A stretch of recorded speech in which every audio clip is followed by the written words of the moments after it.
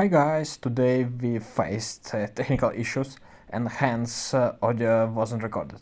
So we will have to voice over. And we met several cats there hiding in a basement, and we served dry cat food on 3 different plates in order to avoid cats' competition over food.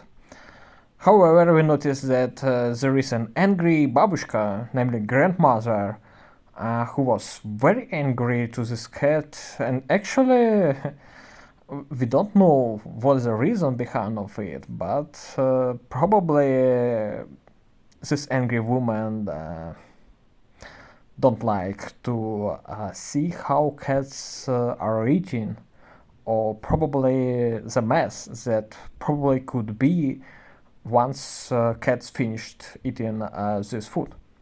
We trying to feed these cats, and this oldest woman tried to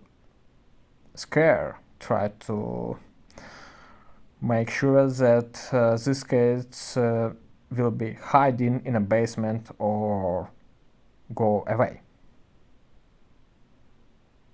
However, we're just sitting and capturing how is it going. And finally, what we notice that actually it's winter, it's cold, you see snow on the ground.